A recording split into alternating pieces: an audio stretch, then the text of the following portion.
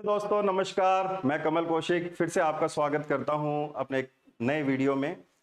इस वीडियो में हम डिस्कस करेंगे कुछ अच्छी अच्छी बातें, जैसे कि एग्जांपल के लिए सबसे जो अभी टॉप पे न्यूज़ चल रही है बीएसई का ग्लिच, फ्राइडे को जो ग्लिच हुआ था उसके बारे में हम बात करेंगे।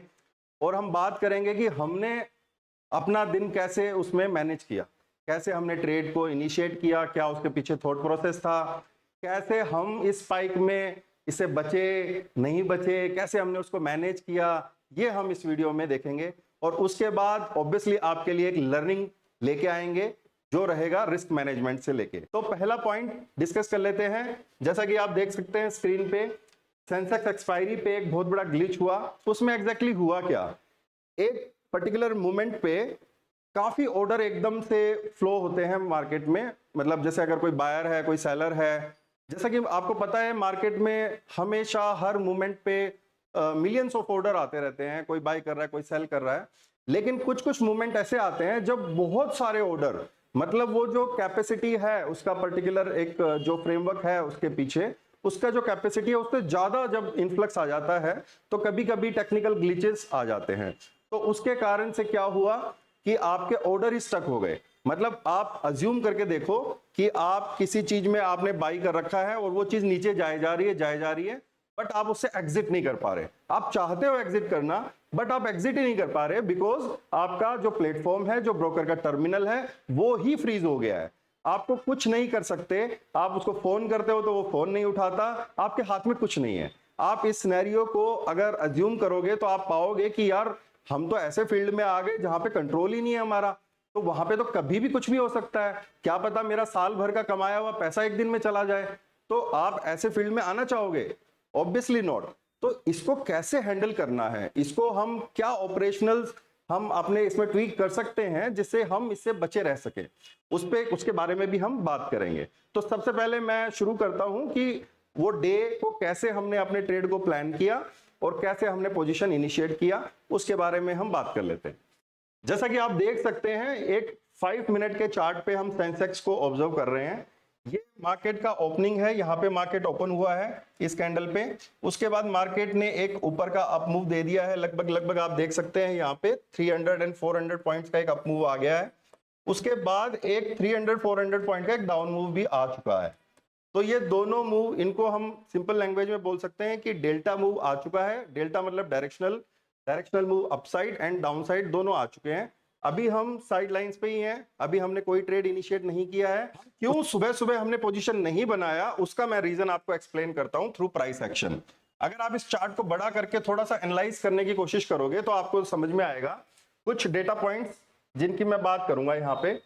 यहाँ पे मार्केट स्टार्ट हो रहा है इस पॉइंट पे, तो मेरे पास सेट ऑफ इंफॉर्मेशन क्या है। तो मैं क्या देखूंगा, प्रीवियस डे का हाई लो देखूंगा। प्रीवियस डे का हाई लो हो गया।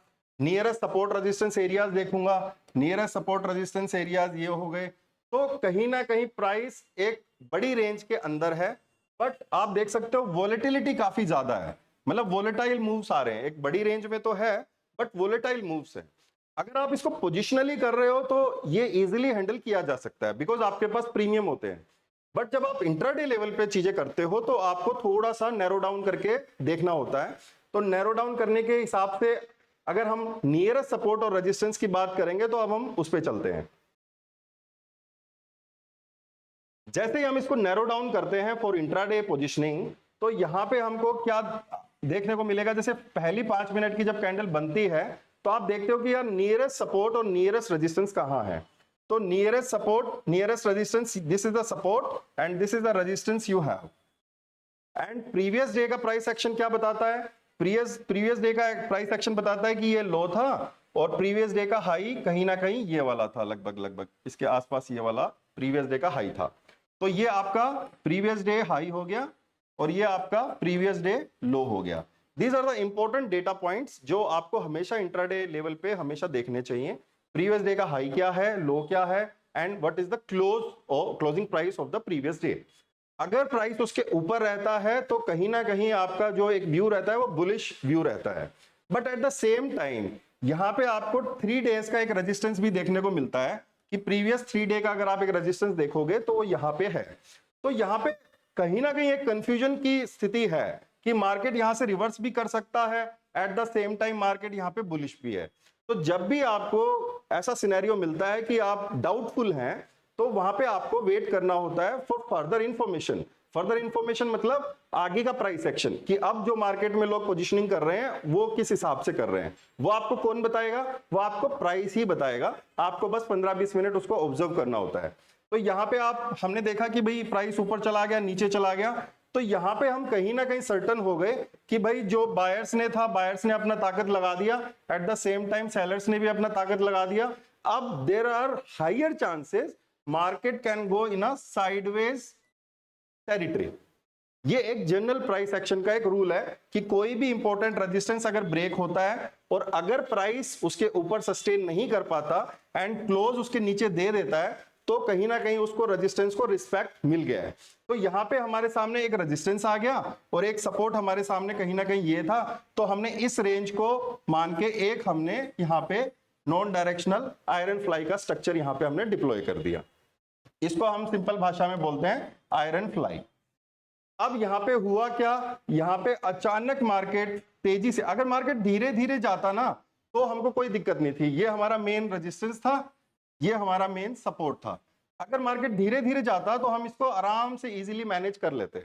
बट हुआ क्या, यहाँ पे एक फास्ट डेल्टा मूव आया जिसके कारण काफी वेगा इंपैक्ट आया, प्रीमियम्स काफी हद तक स्पाइक हो गए, और ऐसी कंडीशन में this is a nightmare for neutral traders. Neutral traders means जो भी नॉन डायरेक्शनल ट्रेड करते हैं उनके लिए इस तरह के सिनेरियोज नाइटमेयर की तरह होते हैं, और यहाँ पे चीजें मैनेज नहीं हो पाती। तो उसके बाद जैसा कि आप देख सकते हो फास्ट मूव आया, एंड सबसे बड़ी बात क्या थी कि यहाँ पे जो जीरोधा जो ब्रोकर हैं वो भी आपके फ्रीज हो गए। फिर बीएसई की तरफ से भी न्यूज आने लग गई कि बीएसई में ग्लिच है, मतलब आप बिल्कुल ब्लैंक हो गए, आप कुछ कर ही नहीं सकते। तो यहाँ पे हमारे को बचाया किसने? हमको यहाँ पे बचाया ये स्ट्रक्चर ने। हमने अपने जो व्यू था, ये हमारा व्यू था कि ये मार्केट इस रेंज में रह सकता है, इस व्यू को हमने अप्रोच किया इस स्ट्रक्चर के द्वारा। This is a famous option strategy which is iron fly. लेकिन यहां पे क्या होता है कि आपका जो मैक्स रिस्क होता है वो डिफाइन होता है। तो ये जो हमारा मैक्स रिस्क था ये डिफाइन था, which is near to 2% of our capital. तो हम इसके लिए रेडी हो गए। जैसे ये कैंडल यहाँ पे बन गई और सब कुछ फ्रीज हो गया, तो हम कंफर्टेबल हो गए कि ठीक है यार, हम आज 2% माइनस लेके हम निकल जाएंगे, it is okay, and we just accepted the loss. तो यहाँ पे हमारा ट्रेड एक्चुअली खत्म हो गया। उसके बाद कुछ अलग इश्यूज आए कि हमारे कुछ ऑर्डर्स थे वो स्टक हो गए, उसके वो बाद में वापस से, जैसे ही वापस से ओपन हुआ मार्केट, मतलब जो जीरोधा है वो वापस से सही हुआ, तो वो वापस से एग्जीक्यूट हो गए एट रॉन्ग प्राइस। उसको हमने कैसे ना कैसे मैनेज किया, बट एंड हमने इसको लगभग अपना 2% का रिस्क के बेसिस पे ही हमने इसको किया। तो यहाँ पे लर्निंग क्या है? लर्निंग ये है कि सबसे पहले आप व्यू बनाते वक्त आपको एक थोरो एनालिसिस होना चाहिए प्राइस एक्शन का, कि आप चीजों को कैसे देखते हो। उसके बाद सेकंड थिंग इज आप उसको ट्रेड को स्ट्रक्चर कैसे कर रहे हो, एंड आपका स्ट्रक्चर ऐसा होना चाहिए कि आपका रिस्क है, it has to be defined in a way कि अगर ब्रोकर बंद हो गया, एक्सचेंज बंद हो गया, या कोई भी चीज हो जाती है, आपका एक डिफाइंड रिस्क से ज्यादा आपका रिस्क नहीं होना चाहिए। In our case, it was 2%, it can be 3%, it can be 5%, but it has to fix. ये फिक्स होना चाहिए, एंड उसको उसके ऊपर मतलब आपको ये एक कंफर्ट होना चाहिए कि यार इसके ऊपर मेरा लॉस नहीं हो सकता। तो जब भी आप ये माइंडसेट लेके जब मार्केट में उतरते हैं तो आप साइकोलॉजिकली काफी एक स्ट्रॉन्ग उसमें टेरिटरी में रहते हैं, और आप दूसरों को आउट परफॉर्म कर, ज्यादा आपके चांसेस रहते हैं कि आप दूसरों को आउट परफॉर्म करो। तो चलिए देख लेते हैं उस पर्टिकुलर डे पे हमारा पीएनएल क्या रहा। तो मैं खाली वो डेट आपको बता देता हूं, जैसे कि 12 जुलाई और 13 जुलाई अगर मैं कर दूंगा, आपके यहाँ पे इक्विटी की जगह फ्यूचर एंड ऑप्शन कर दूंगा, तो आप देख सकते हैं it was a red dark day and it was nearly 31,60,000 rupees का लॉस। तो आप लोगों का यहाँ पे एक वो भी क्वेश्चन बार बार आता है कि प्रॉफिट क्यों दिखाते हो, लॉस दिखाओ। तो लॉस आप देख सकते हैं, लॉसेस भी होते हैं, losses are the integral part of a trader journey, आप उसको कभी भी अवॉइड नहीं कर सकते। तो लॉसेस सबके होते हैं, बट ये आपके रिस्क मैनेजमेंट के अंडर आना चाहिए। मतलब आप जितना आपका रिस्क टॉलरेंस है उसके हिसाब से ही आपका लॉस होना चाहिए। अगर आपका लॉस रिस्क टॉलरेंस के बाहर होता है देन आपको इस फील्ड में आगे काफी चैलेंजेस आ सकते हैं। तो मैं ऐसा कंसीडर करता हूं कि अगर आप हमें फॉलो कर रहे हैं तो मैं ऐसा अज्यूम कर रहा हूं कि आप लोग रिस्क मैनेजमेंट को हमेशा फॉलो करते हैं। तो ये था हमारा इसका फ्राइडे का आउटकम। अब हम ऐसा ही एक नेक्स्ट वीडियो, जब भी मार्केट कुछ अनयूजुअल बिहेव करेगा उस दिन हम आपको लेके आएंगे वीडियो नेक्स्ट, कि हमने अपना वो दिन कैसे मैनेज किया। एंड जल्दी से जल्दी हम आप लोगों के लिए ज़्यादा लर्निंग्स लाइक इंट्राडे में हमारा कैसे रहता है मैनेज करना पोजीशंस को, उस पर भी हम वीडियोस क्रिएट करें और आपके लिए लेके आए। लेकिन उसके लिए हमको आपकी तरफ से आपका प्यार चाहिए, जो हमें दिखेगा अपने फॉलोवर काउंट्स में, जो हमें दिखेगा लाइक्स में। तो वो आपको करना है और बदले में वैल्यू देने का काम हम करेंगे। ठीक है दोस्तों, मैं ऐसा आशा करता हूं कि आप लोगों को ये वीडियो काफी अच्छा लगा होगा। आपको समझ में आया होगा कि कैसे हम इंट्राडे का व्यू बनाते हैं, कैसे स्ट्रक्चर्स को बनाते हैं, और कैसे अनफोर्सीन इवेंट अगर आ जाएं तो हमारा जो स्ट्रक्चर है वो हमको कैसे हेल्प करता है, कैसे हमारा रिस्क मैनेज रहता है। इससे आपको काफी कुछ सीखने को मिला होगा। एंड मैं आशा करता हूं कि आप लोग भी रिस्क को अच्छे से मैनेज करेंगे। और please do follow, like and subscribe. बार बार मत बोलने लगाओ यार, करो। And I will see you in next video. And yes, comment section में जो भी आपके डाउट्स हैं उन्हें आप कमेंट कीजिए, हम लोग उसका आंसर देंगे। Thank you all.